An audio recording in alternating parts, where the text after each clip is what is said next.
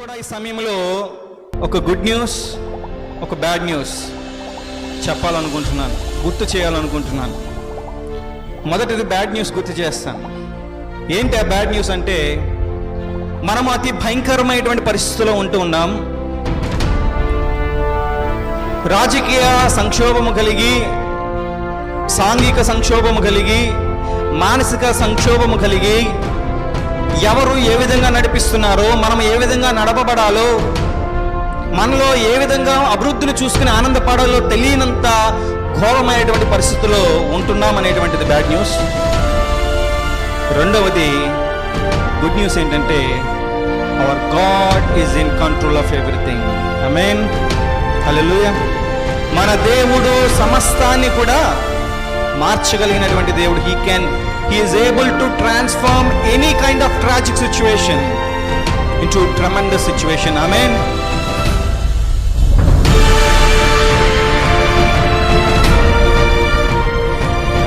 అంటే everybody wants a priority in the church. ఒక ప్రాముఖ్యత కావాలి అనుకునేటువంటి ఆశ చాలా మందిలో ఉంటుంది. నాయకత్వమును వహించాలనేటువంటి ఆశ చాలా మందిలో ఉంటుంది. మేము ఏది చెప్తే అదే సంఘంలో జరగాలి అనేటువంటిది చాలా మందిలో ఉంటుంది. కానీ when you want to be like that, నీవు ఎప్పుడైతే అటువంటి కార్యం, అటువంటి పొజిషన్లో ఉండాలనుకుంటున్నావో, అటువంటి నాయకత్వంలో ఉండాలనుకుంటున్నావో, నువ్వు ఒక ప్రామినెంట్ పర్సన్గా ఉండాలనుకుంటున్నావో, నీకున్నటువంటి రెస్పాన్సిబిలిటీ ఏంటంటే, నీవు ఆ సంఘ నడిపింపులో, ఆ సంఘ బిడ్డలందరి యొక్క ఆధ్యాత్మిక విషయం ఎదుగుదలలో ప్రధాన పాత్ర కూడా పోషించడానికి కృషి చేయవలసిన వాడవై, కృషి చేయవలసిన దానవై ఉన్నావనేటువంటిది మాత్రము మర్చిపోతూ ఉంటారు.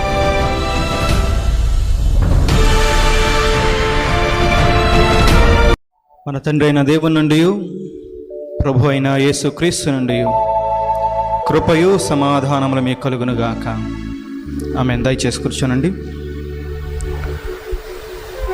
కూడి వచ్చిన సంఘమంతటికి ప్రభు అయిన యేసుక్రీస్తు నామములో ఉదయకాల శుభాలు తెలియజేస్తున్నాను. ఈస్టర్ తరువాతి రెండవ ఆదివారంలోనిటి ఈ ఆదివారంలో వాక్య ధ్యానములో దేవుడు మనలను నడిపించలాగున పరిశుద్ధాత్మ నడిపింపు కోరుకుంటూ చిన్న ప్రార్థన చేసుకుని ధ్యానములోనికి వెళదాం. పరిశుద్ధుడా, సర్వశక్తిమంతుడా, నిశ్చయవగ తండ్రి, కృపా సత్య సంపూర్ణుడా, నీ పాదములకు వందనాలు, స్తుతులు, స్తోత్రం నాయన. గడిచిన ఆదివారం నుండి ఈ ఆదివారం వరకు నీ రెక్కల చాటున మమ్మల్ని అందరినీ భద్రపరిచిన విధానాన్ని బట్టి మీకు వందనాలు చెల్లిస్తున్నాం. అనేక ఆపదకాల సమయము, భయంకరమైన పరిస్థితుల్లో కూడా తండ్రి నాయన, నీ కృపను కనపరిచి మాకిచ్చినటువంటి సమయంను బట్టి మీకు వందనాలు చెల్లిస్తున్నాం.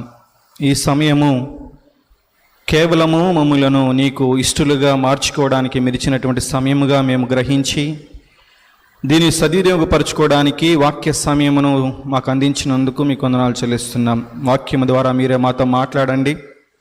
ప్రతి ఒక్క బిడ్డను మీరు దర్శించి వారిని బలపరిచి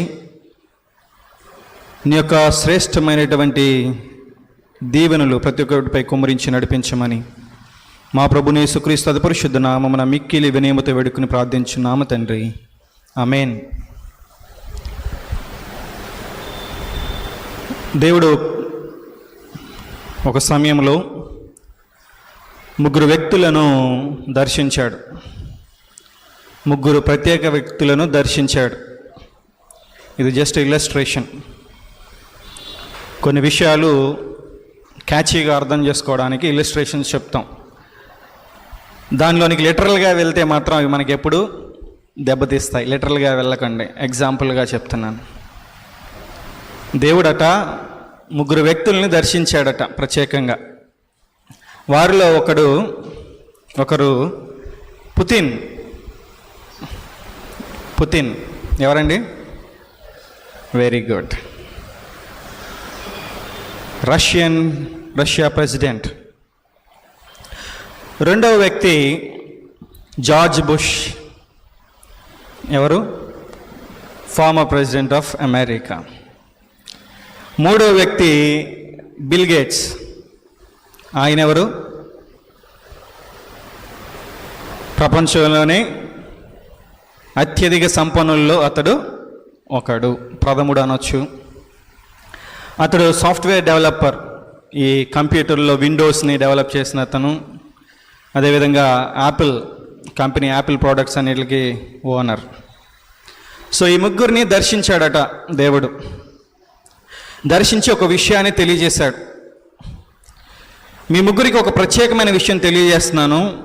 మీరు మిమ్మల్ని ఫాలో అయ్యేటువంటి వారికి, మీరు అనేకులు తెలుసు కదా, మిమ్మల్ని ఎవరైతే ఫాలో అవుతున్నారో వారందరికీ ఈ విషయాన్ని తెలియచేయండి అని దేవుడు చెప్పాడంట. ఆ విషయం ఏంటంటే, ఇదిగో నేనే దేవుణ్ణి, నేను త్వరగా వస్తున్నాను, ఇంకొక 30 రోజుల్లో సమస్తము కూడా అంతము కాబోతుంది అని వార్తను దేవుడు ఈ ముగ్గురికి తెలియపరిచాడు. ఎందుకని?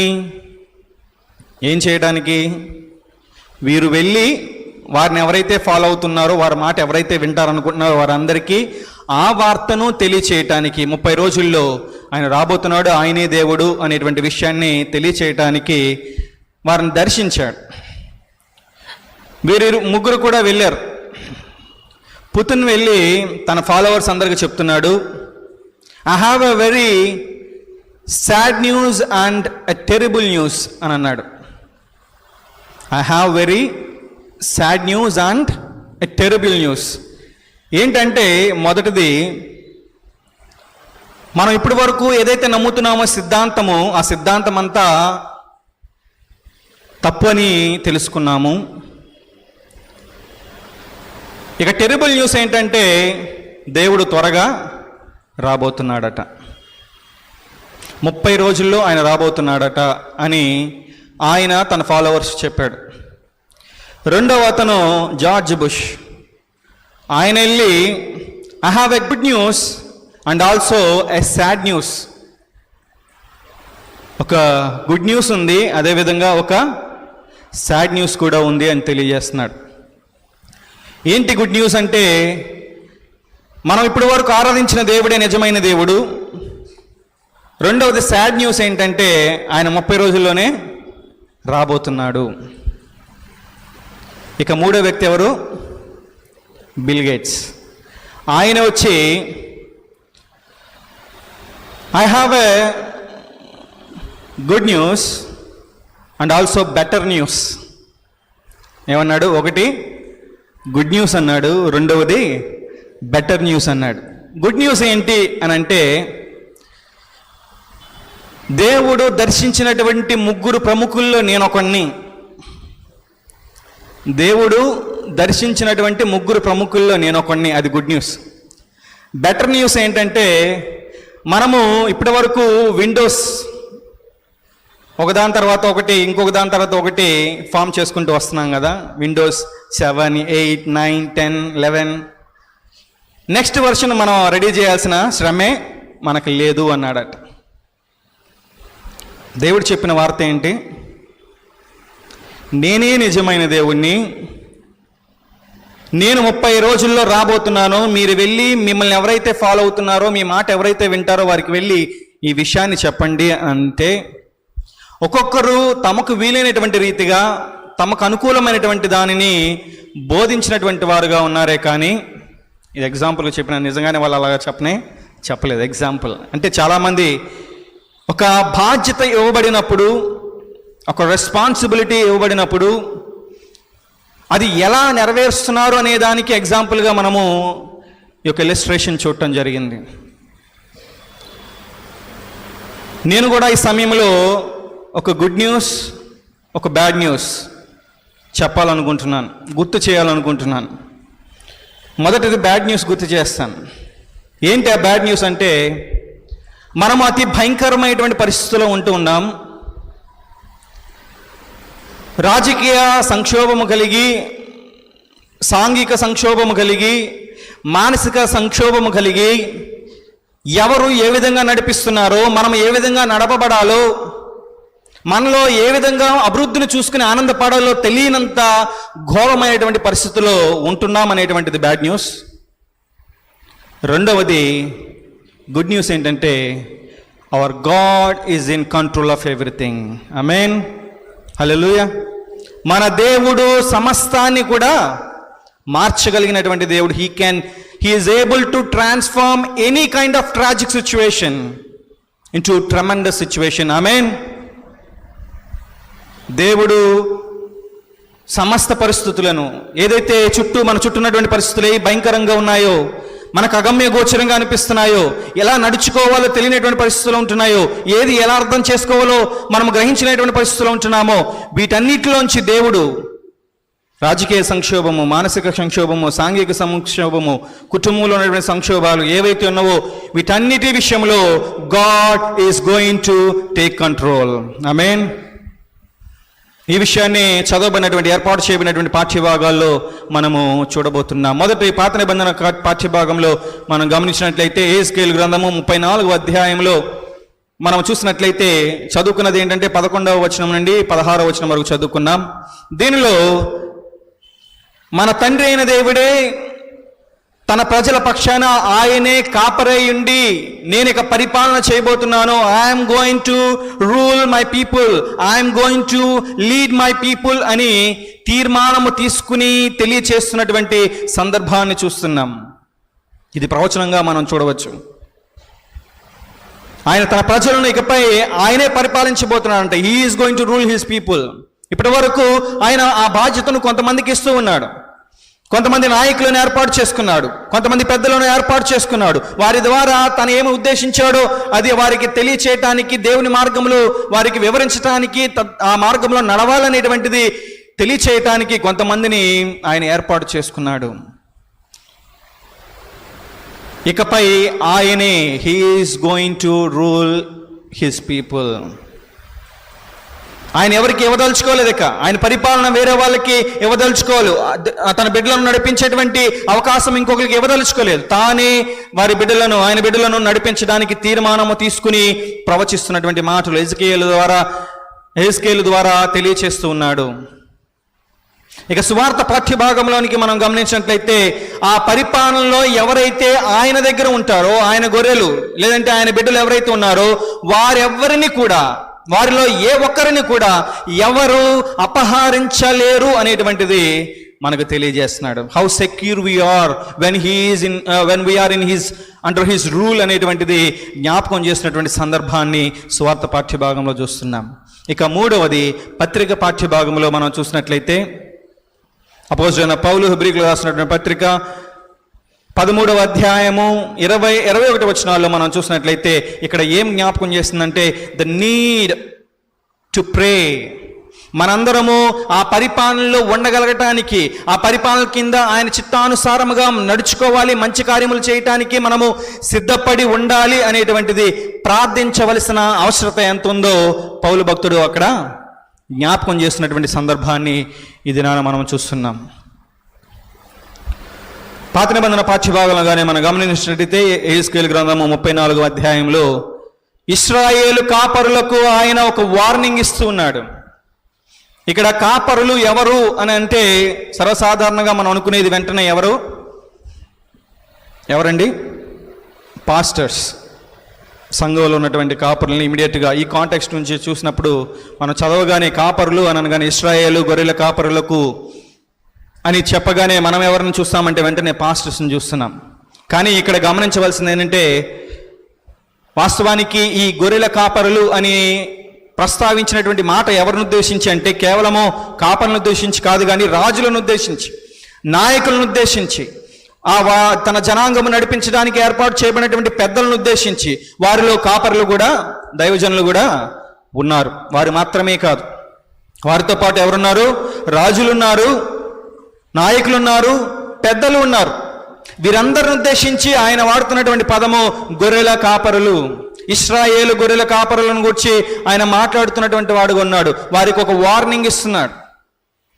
వారు ఏం చేస్తున్నారంటే చెరసాల్లో ఉంటున్నటువంటి సమయంలో లేదంటే బంధకాల్లో ఉంటున్నటువంటి సమయంలో వారు చేస్తుంది ఏంటంటే తమ ప్రజలను ఎవరైతే దేవుడు బాధ్యత ఇచ్చాడో, ఇదిగో మా గొర్రెలను మీరు మేపండి అని ఇచ్చాడో, వారికి నా మార్గాలు తెలియచేయండి అని ఇచ్చాడో, వారి విషయంలో అజాగ్రత్తగా, నిర్లక్ష్యంగా, ఎటువంటి బాధ్యతలు లేనటువంటి వారిగా ప్రవర్తిస్తూ వారు మాత్రము తమ కడుపులను నింపుకున్నటువంటి వారుగా ఉన్నారు. ఈ నాయకులు, ఈ రాజులు, ఈ బోధకులు ఎవరైతే ఉన్నారో వీరందరూ కూడా తమకి ఇవ్వబడినటువంటి బాధ్యతను సరిగ్గా నిర్వర్తించట్లేదు. చాలామంది ఏం చేస్తారంటే బయటికి వెళ్ళి చెప్పుకోవడానికి ఇష్టపడుతూ ఉంటారు.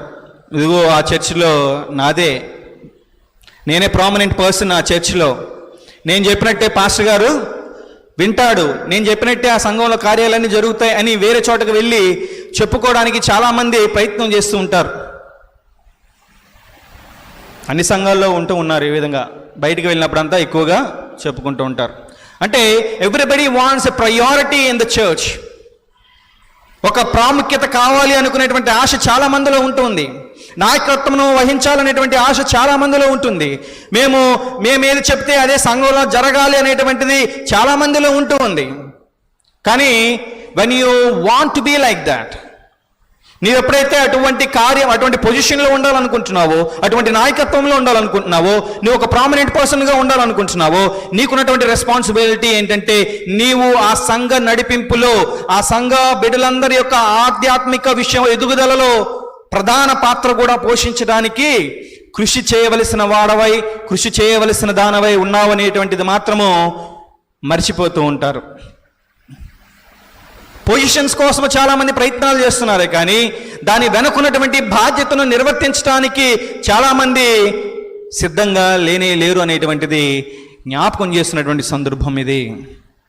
దేవుడు గద్దిస్తున్నాడు, ఇదిగో మీరు నా గొర్రెలను మేపకుండా, మీకు ఇవ్వబడినటువంటి బాధ్యతను సరిగ్గా నిర్వర్తించకుండా మీకు మాత్రమే మీరు పుష్టిగా తయారవుతున్నారు. అది కూడా ఎంత ఘోరంగా అంటే వారు మేపవలసినటువంటి గొర్రెల్ని వధించి వారే తింటున్నటువంటి భయంకరమైనటువంటి నడిపింపు వారు నడిపిస్తున్నారు. వారి గొర్రెల్ని వారు వధించి తిని వారికి మాత్రమే ఆరోగ్యవంతులుగా, వారు మాత్రమే బలవంతులుగా మారడానికి వారు సమస్త కార్యాలు చేస్తున్నారే కానీ నాకు ఇవ్వబడినటువంటి బాధ్యత నా గొర్రెలు, వాటిని నేను క్షేమంగా చూసుకోవాలి, వాటిని సరిగ్గా నడిపించాలి, సరైనటువంటి ఆహారం వాటికి అందించాలి, క్షేమకరమైనటువంటి సమయాలలో నేను వాటిని తీసుకువెళ్ళాలి, ప్రదేశాలకు నేను తీసుకువెళ్ళాలి, ఆహారం మంచిది పెట్టాలి, మంచి నీరు నేను అందించాలి, బలహీన పడితే నేను వాటిని బలపరిచే విధంగా చేయాలి, గాయమైతే వాటికి నేను కట్టాలి. ఇటువంటి అన్నీ మర్చిపోతూ వారు ఏం చేస్తున్నారంటే వాటిని చంపి వారు తిని బలవంతులుగా మారుతున్నటువంటి సందర్భాలు. వాస్తవానికి వీరున్నటువంటి పరిస్థితుల్లో వారందరూ కూడా ఒకవేళ బలహీన పడితే వారందరూ బలహీనపడాలి.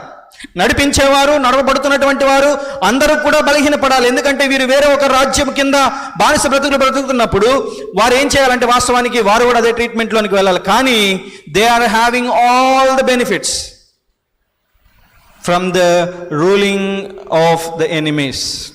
శత్రు రాజ్యములో ఉంటూ వారు బెనిఫిట్స్ పొందుతున్నారు.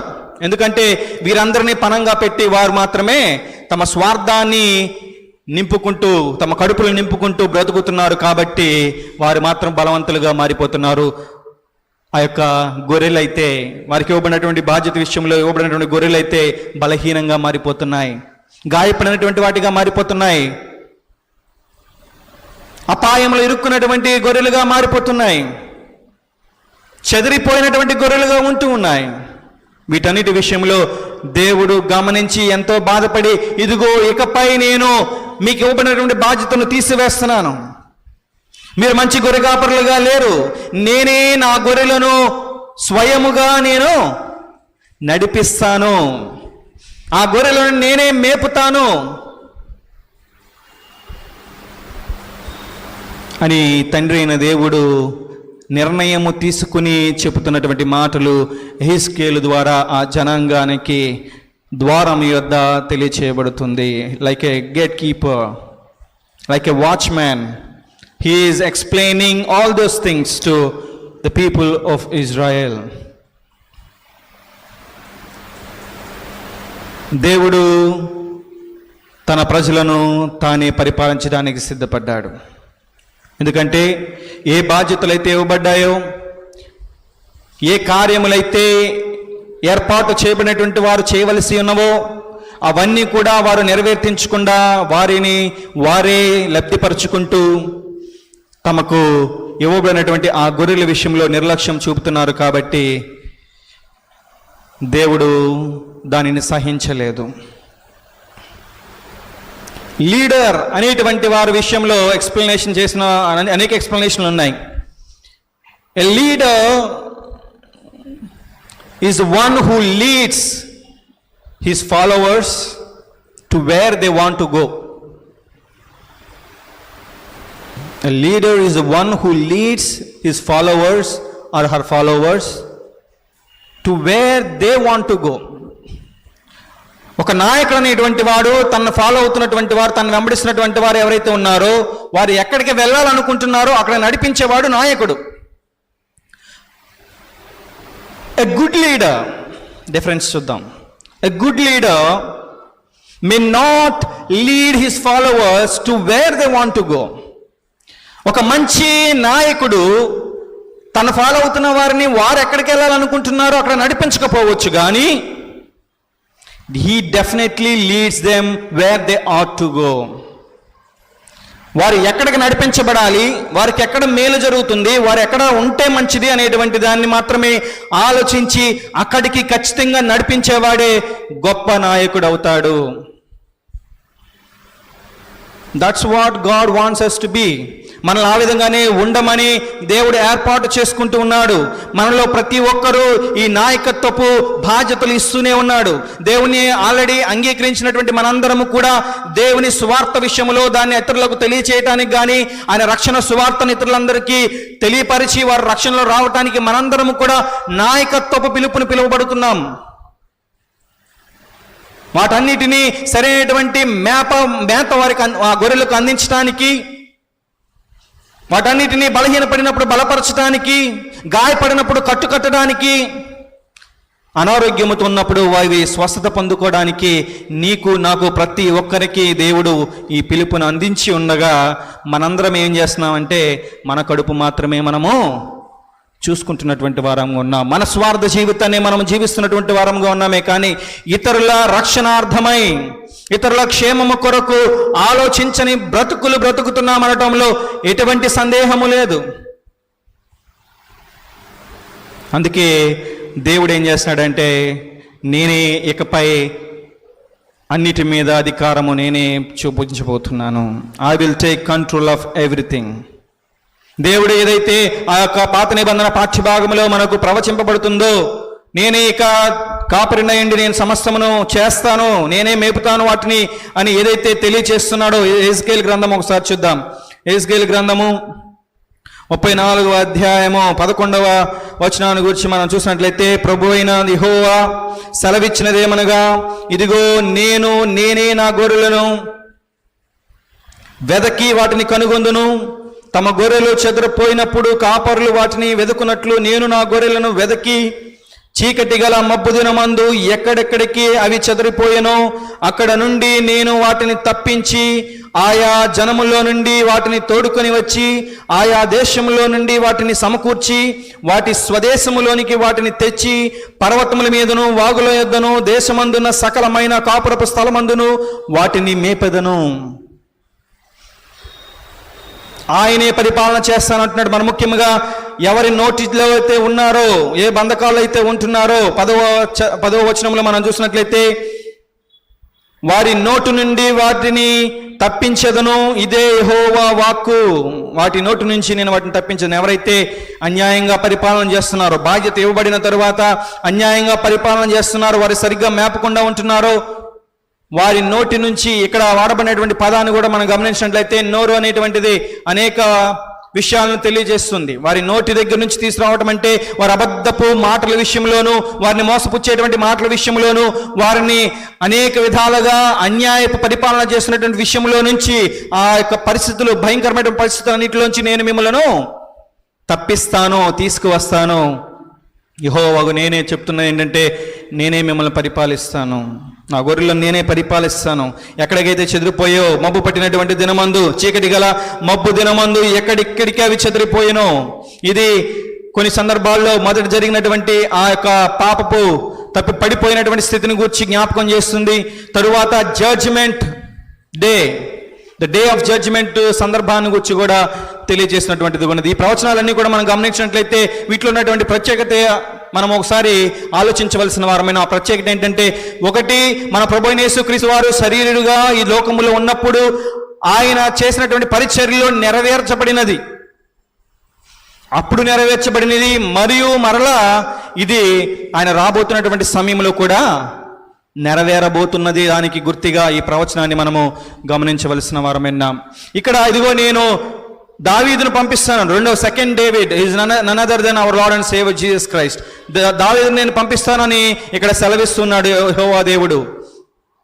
గొర్రెల కాపరిగా ఉన్నటువంటి దావీదును తీసుకొచ్చి తన ప్రజలను ఏ విధంగా పరిపాలించడానికి ఏర్పాటు చేశాడో, ఆ సమయంలో గోల్డెన్ రూల్గా చెప్పబడిందో అదే గొప్ప, అంతకంటే గొప్ప పరిపాలన second David who is another our Lord and saviour Jesus Christ, మన ప్రభువైన యేసుక్రీస్తు ద్వారా నేను ఆ పరిపాలన అందిస్తానని ఇక్కడ వాగ్దానం చేశాడు కదా. ఈ పరిపాలన మనము చదువుకున్నటువంటి సువార్త పాఠ్యభాగంలో నెరవేర్పును మనం చూస్తున్నాం. నేనే గొర్రెలకు మంచి కాపరిని, 10వ అధ్యాయం మొదట్లో మనం చూస్తున్నాం 11వ వచనంలో, నేను గొర్రెలకు మంచి కాపరిని.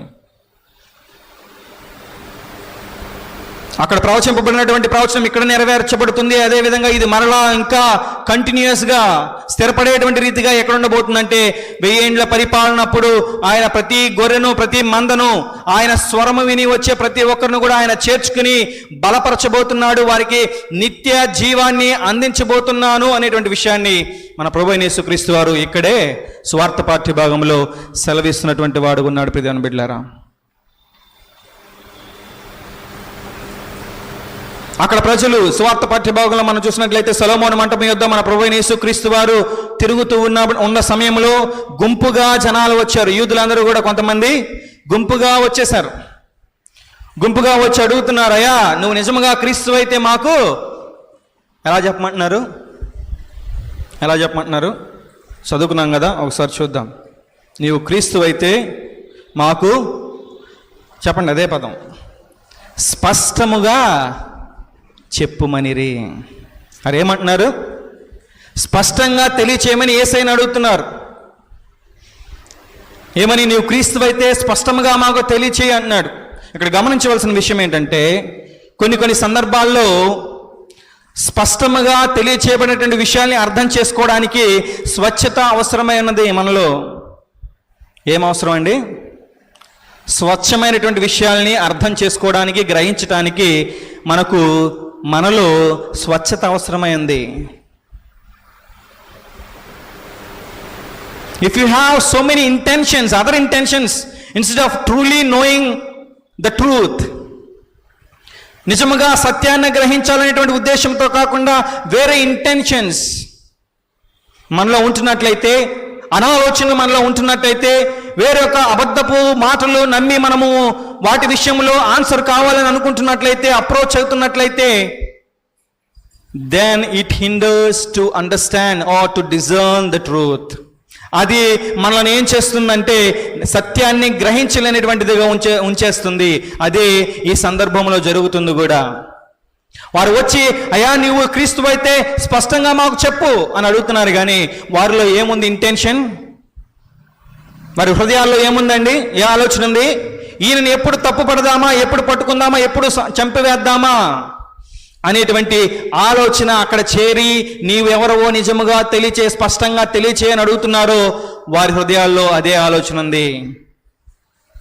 They want to trap him, they want to kill him. అంతేగా నిజంగా ఆయన క్రీస్తు కాదో నేను గ్రహించకపోతే నేను వ్యర్థున్నైపోతానే, నేను ఇది తెలుసుకోకపోతే ఇప్పటి వరకు నేను ఎదురు చూసిందంతా వ్యర్థమైపోతుంది, నేను దేవుని రాజ్యంలో చేర్చబడలేమో, ఆయన పరిపాలన కింద నేను ఉండనేమో అనేటువంటి ఆ ఈగర్నెస్, ఆ ఎంథ్యూజియాజం, ద పయస్నెస్ ఏదైతే ఉందో దానిని కలిగి వారు ఆయన అప్రోచ్ అవ్వట్లేదు. వారి హృదయాల్లో ఏ ఇంటెన్షన్ ఉందంటే అతన్ని తప్పు ఎప్పుడు పడదామా, ఎక్కడ పట్టుకుందామా, ఎక్కడ చంపుదామా అనేటువంటి ఉద్దేశంతో వారు ఎదురు చూసినటువంటి వారు ఉన్నారు. దేవుడే ఈ సందర్భాన్ని, మన ప్రభువైన యేసుక్రీస్తు వారు ఈ సందర్భాన్ని ఉపయోగించుకుంటున్నాడేమో, again to explain them in what condition that they are living. వారికి తెలియచేయటానికి, మీరు ఎటువంటి పరిస్థితులు ఉన్నారో, మీ హృదయాల్లో ఎటువంటి ఆలోచన కలిగి నన్ను కొన్ని తెలుసుకోవాలని అడుగుతున్నారో అనేటువంటిది వారికి తెలియచేయటానికి ఈ సందర్భాన్ని ఆయన ఏర్పాటు చేసుకున్నాడేమో. ఆయన ఒక్కడే తిరగటం అనేటువంటిది చాలా అరుదు. ఇక్కడ సొలొమోను మంటపం యొద్ద ఏం జరుగుతుంది? అక్కడ ఆయన ముందుగా ఆయన ఒక్కడే ఉండి తిరుగుతున్నట్లుగా మనం చూస్తున్నాం. He is waiting. He knows that these people will come. వీరందరూ వస్తారని ఆయన తెలుసు. వారు ఏం అడగబోతున్నారో కూడా తెలుసు. ఆయన ఇంకా వివరించవలసింది పెండింగ్ ఉంది కాబట్టి వారికి తెలియచేయాల్సిన విధంలో తెలియచేయటానికి సిద్ధముగా ఉన్నాడు. ప్రియమైన బిడ్డలారా, ఆ సొలొమోను మంటపము అక్కడ మనం అది గమనించినట్లయితే సొలొమోను రాజు అక్కడ న్యాయము తీరుస్తూ ఉంటాడు. సొలొమోను రాజు అక్కడ న్యాయము తీరుస్తూ ఉంటారు. తదుపరి అదంతా కూడా బోధ చేయటానికి ఉండేటువంటి స్థలంగా ఎక్కువగా వాడబడుతుంది. మన ప్రభువైన యేసుక్రీస్తు వారు కూడా అనేక సందర్భాల్లో అక్కడ ప్రకటించినటువంటి వాడు ఉన్నాడు. దేవుని మాటలు తెలియచేసినటువంటి వాడుగా ఉన్నాడు. ఇక్కడ ఒకటిగా ఉండే ఎదురు చూస్తుంది ఏంటంటే, ఇదిగో అక్కడ ఉన్నటువంటి సందర్భాన్ని మనం ఒకసారి చూసినట్లయితే ఆలయ ప్రతిష్ట దినము, ఆలయ ప్రతిష్ట పండుగ సమయం అది. ఆలయాన్ని యాంటియోకస్ అనేటువంటి అతను మలినపరిచినప్పుడు ఆ ఆల్టర్ మీద పందిని బలిగా అర్పించిన తర్వాత, మలిమైపోయిన తర్వాత జుడాస్ మెకబియస్ అనేటువంటి వారు దాన్ని పరిశుద్ధపరిచిన తర్వాత రీడెడికేట్ చేసిన తర్వాత పండుగగా ఆచరిస్తూ వస్తున్నారు. ఆ దినం అది rededication of the temple or the altar. మలినపరచబడినటువంటి దాన్ని పరిశుద్ధపరిచి అనేక కార్యములు చేసి తదుపరి దాన్ని ఒక పండుగగా ఆచరిస్తున్నటువంటి దినాన, అది కూడా ఏ సమయంను గురించి ఏ కాలమును గురించి అక్కడ మెన్షన్ చేయబడిందంటే అది సీత కాలము అని చెప్పబడుతుంది. అది మెన్షన్ చేయడానికి గల కారణం ఉంది. అక్కడ చేరినటువంటి గుంపంతా కూడా ఎటువంటి మనస్తత్వాన్ని కలిగి ఉన్నారో సూచనగా చెప్పబడినటువంటి కాలం అది శీతాకాలము. They are living a cold life. Their behaviours are cold related behaviours. వారు స్వచ్ఛంగా లేరు. దేవుని నిజంగా తెలుసుకోవాలంటే ఉద్దేశంతో దేవుని యొద్దకు రాలేదు. మన ప్రభువైన యేసుక్రీస్తు యొద్దకు ఆయన నిజంగా చెప్పబడినటువంటి ప్రవచింపబడినటువంటి మెస్సయ్య కాదా అనేటువంటి తెలుసుకోవడానికి వారు రాలేదు. వారి హృదయములన్నీ కోల్డ్ మైండెడ్ పీపుల్. చాలా క్రూరమైనటువంటి మనస్తత్వము, హాని చేయాలనేటువంటి మనస్తత్వము, వాస్తవాన్ని గ్రహించాలనేటువంటి మనస్తత్వంతో వారు లేరు. ఈ దినాన మనము కూడా వీరి వలె ఉంటూ ఉన్నాం. ప్రియమైన బిడ్డలారా,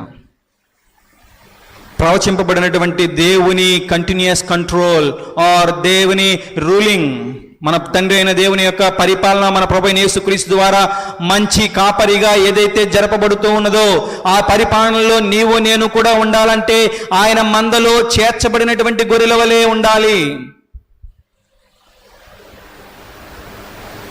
ఆయన మందలో చేర్చబడినటువంటి గొర్రెల వలె నీవు నేను ఉండాలి. లేనట్లయితే ఆయన ఏం చేస్తాడంటే, మీరు నా మందలో చేరబడినటువంటి వారు కారు అని ఓపెన్గా చెప్పబోతున్నాడు.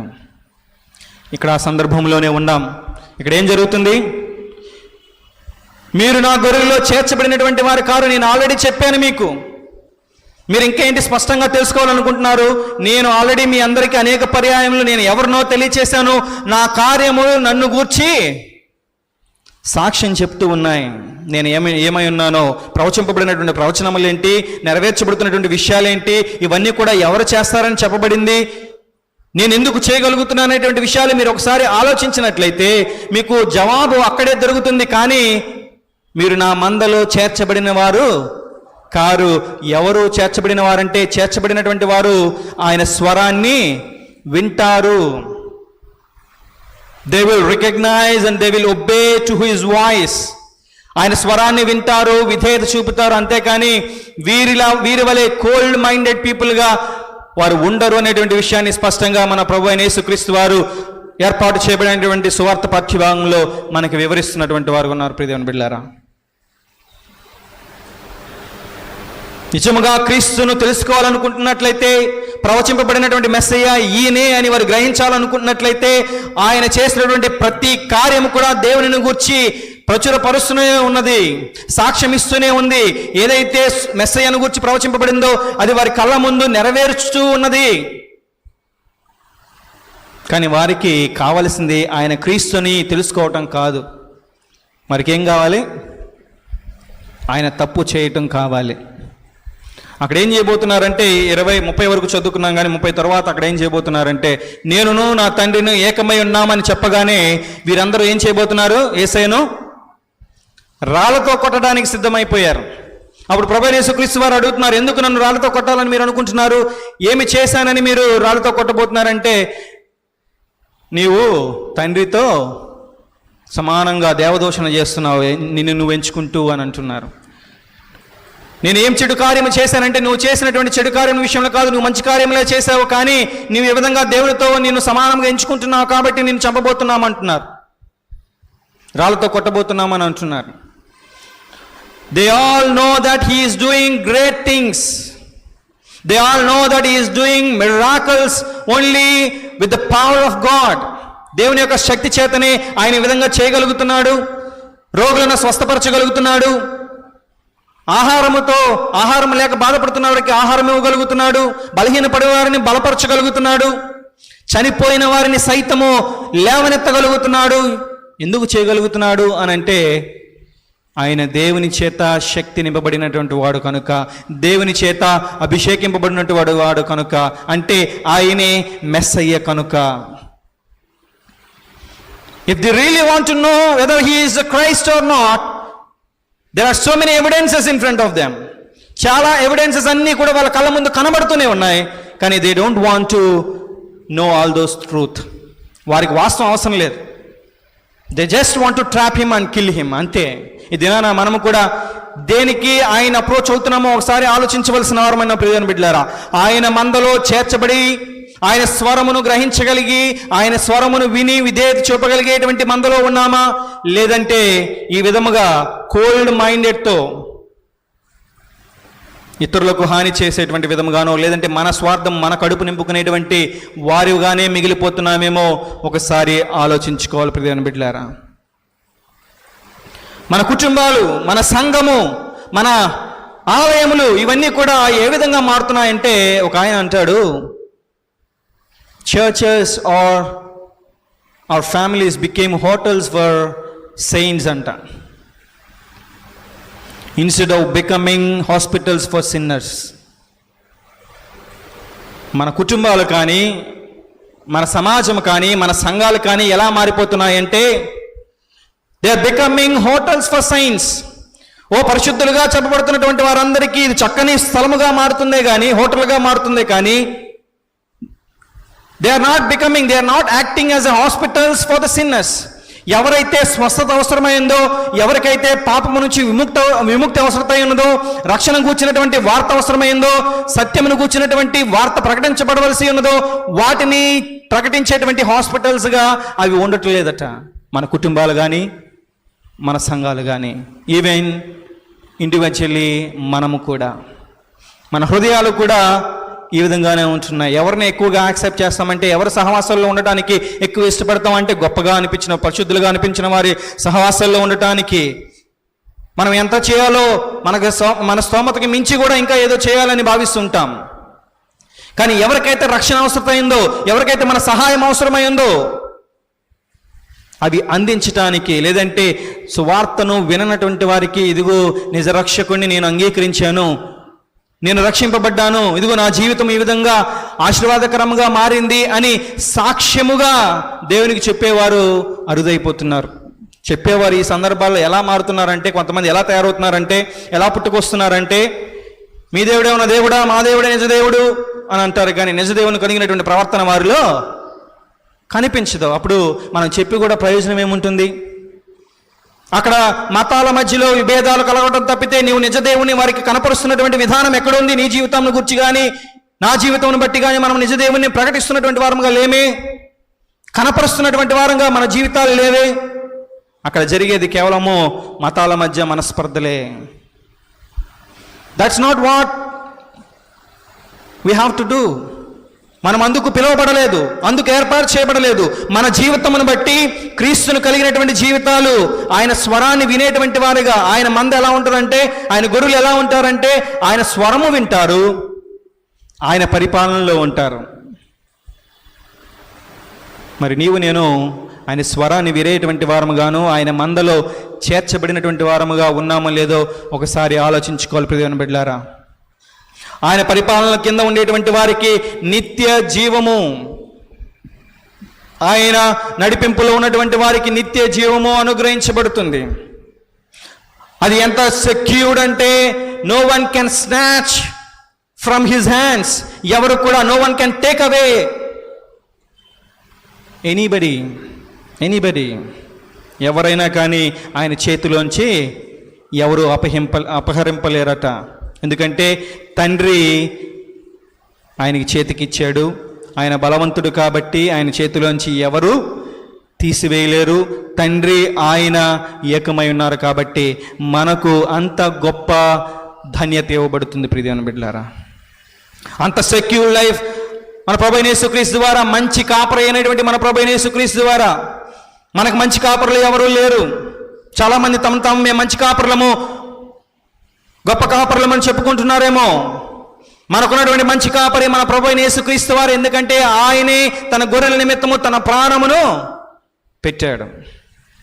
ఎక్కడన్నా విన్నామండి గొర్రెల కాపరి తన గొర్రెల కోసము ప్రాణం పెట్టడం? ఎక్కడైనా విన్నామా? గొర్రెలు పెంచేది ఎందుకు? అవి చనిపోయేదాకా శ్రద్ధగా చూసుకోవడానికి, ఆనందంతో ఈయన మరణించడానికే. గొర్రెల కాపరులు గొర్రెలను ఎందుకు కాస్తారు? వాటి ద్వారా లబ్ధి పొందడానికే. పాలు కానివ్వండి, ఆ యొక్క నూలు కానివ్వండి, ఆ చర్మముతో ఏదైతే మేలులు కావాలో అవన్నీ కూడా పొందుకోవడానికి, లేదంటే ఆ మాంసమును అమ్మి లబ్ధి పొందుకోవడానికి. ఒక్కొక్క సమయం వస్తుంది, ఆ సమయాన్ని బాగా మేపి ఆ మేపిన సమయము అంతా అయిపోయిన తర్వాత, అది బలిష్టంగా మారిన తర్వాత దాన్ని వధించడానికే తీసుకువెళ్తాడు. అది పద్ధతి మామూలుగా. కానీ the only good shepherd who came to this world and gave his life for everyone is none other than our Lord and Savior Jesus Christ. Amen. దేవుని నామానికి స్తోత్రం కలుగును గాక. ప్రియమైన బిడ్డలారా, ఏ గొర్రెల కాపరులు కూడా తమ లబ్ధి కోసము ఏదో ఎంతో కొంత తమను తాము లబ్ధిపరుచుకునేటువంటి వారే కానీ తన లబ్ధి కోసము కాక కేవలము ప్రజల యొక్క రక్షణార్థమై, ప్రజల యొక్క క్షేమము కొరకు, నిత్య జీవార్థమై, వారి మేలు కొరకు తన ప్రాణమే బలిగా అర్పించిన వారు ఎవరైనా ఉన్నాడంటే మన ప్రభువైన యేసుక్రీస్తు వారు మాత్రమే అనేటువంటిది ఈ దినాన నీవు నేను జ్ఞాపకం చేసుకోవాల్సిన వారమైన ప్రియమైన బిడ్డలారా. ఆయన పరిపాలనలో ఆయన స్వరము వినేటువంటి వారముగా నీవు నేను ఉన్నామో లేదో ఒకసారి ఆలోచించుకోవాల్సిన వారమైన ప్రియమైన బిడ్డలారా.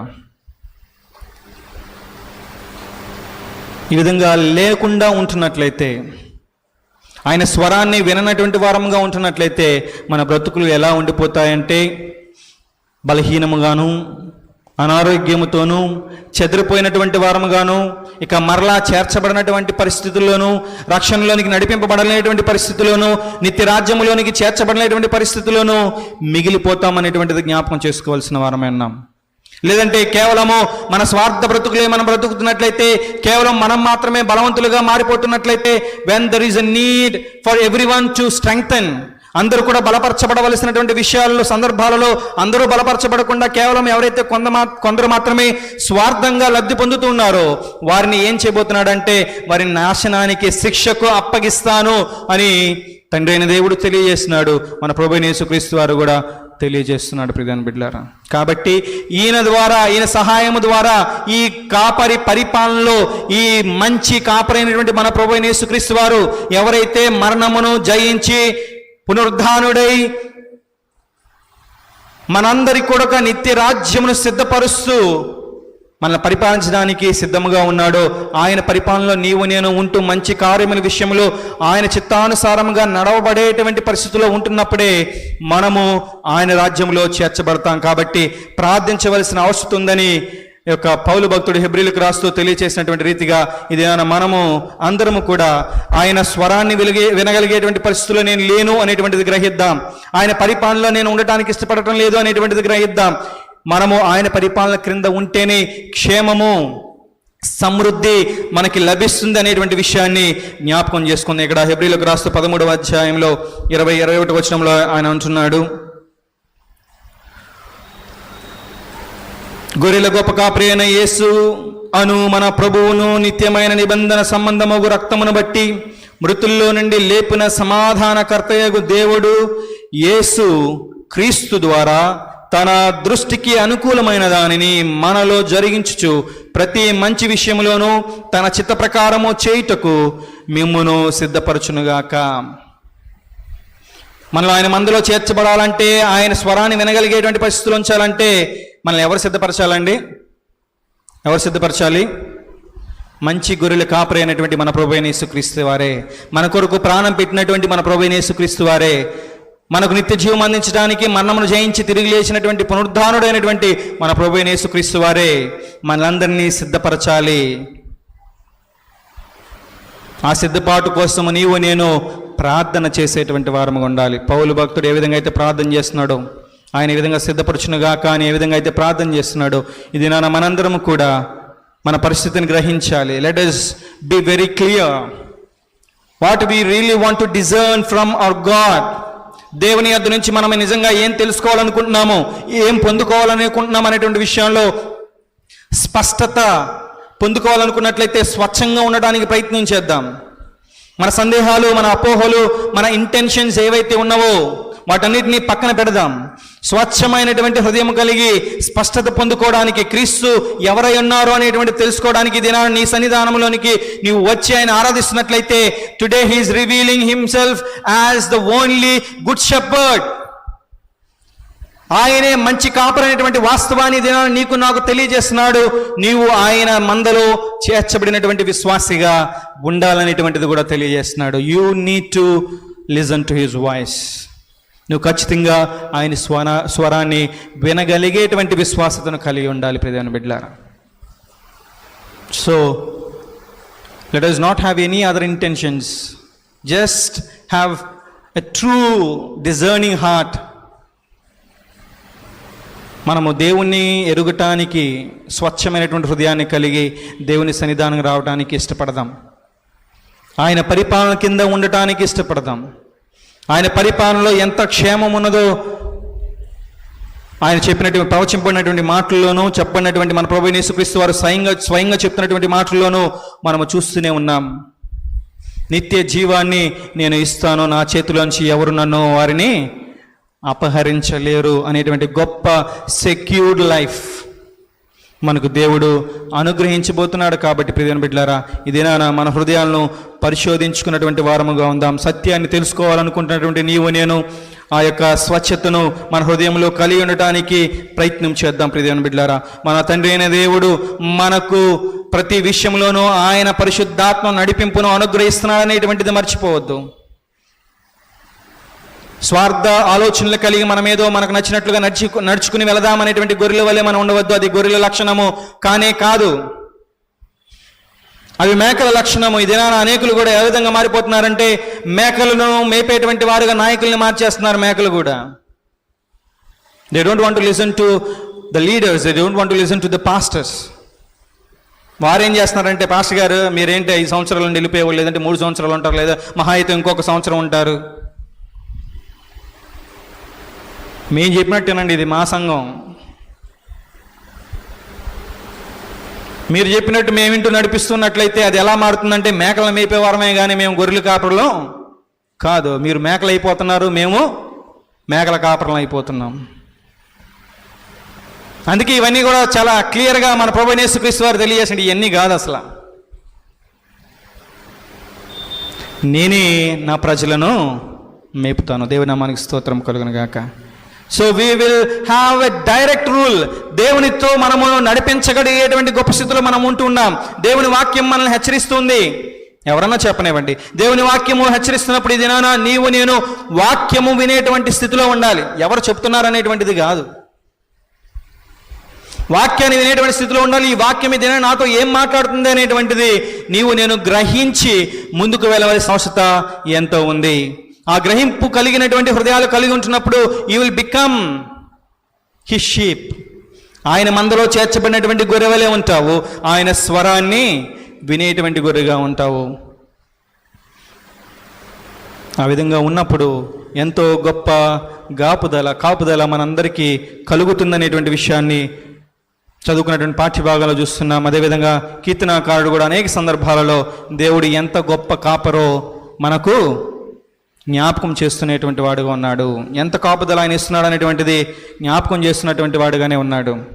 మనం కూడా అనేక సందర్భాల్లో చెప్పుకుంటూనే ఉన్నాం, యెహోవా నా కాపరి, నాకు లేమి కలుగదు అని తెలియజేసుకుంటున్నాం. కానీ కాపరిగా, ఆయన కాపరికి నాయకత్వంలోనే, ఆయన రూలింగ్లోనే మనందరం ఉంటున్నామా? ఆయన మందలో చేర్చబడినటువంటి వారముగా ఉంటున్నామా?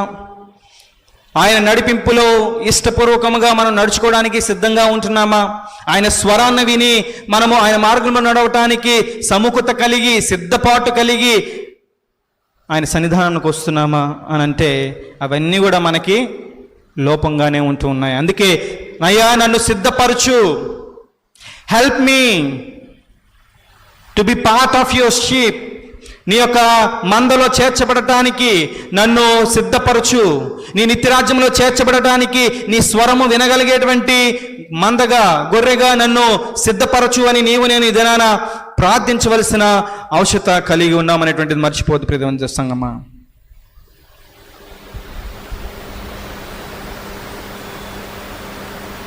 ఆయన నడిపింపులో మనము ఏ అపాయములో ఉన్నా కానీ, ఈ దినాన మనం చెప్పుకున్నాం కదా మొదట్లో, మనందరం కూడా చాలా కయోస్లో ఉంటున్నాం.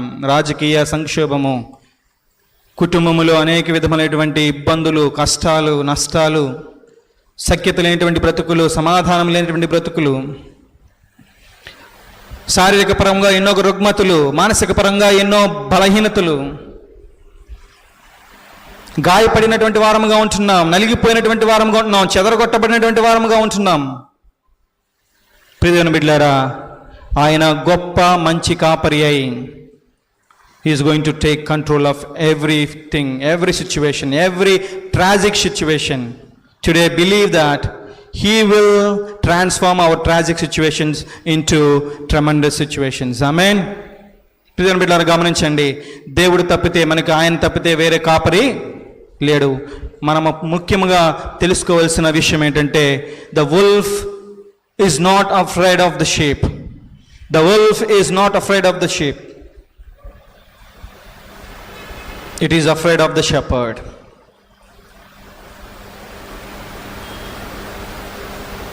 సాతానుడు ఎవరైతే ఉన్నాడో ఆ సాతానుడు మన విషయంలో ఆయన భయపడడు. కానీ మనల్ని పరిపాలించేటువంటి మన ప్రభు అయిన యేసుక్రీస్తు విషయంలో సాతానుడు గజగజ వణికిపోతాడు ప్రియమైన బిడ్డలారా. అందుకని ఆయనను కాపరిగా మనము కలిగి ఉండాలి, ఆయన నడిపింపులో ఉండాలి, ఆయన మందలో చేర్చబడిన వారంగా ఉండాలి.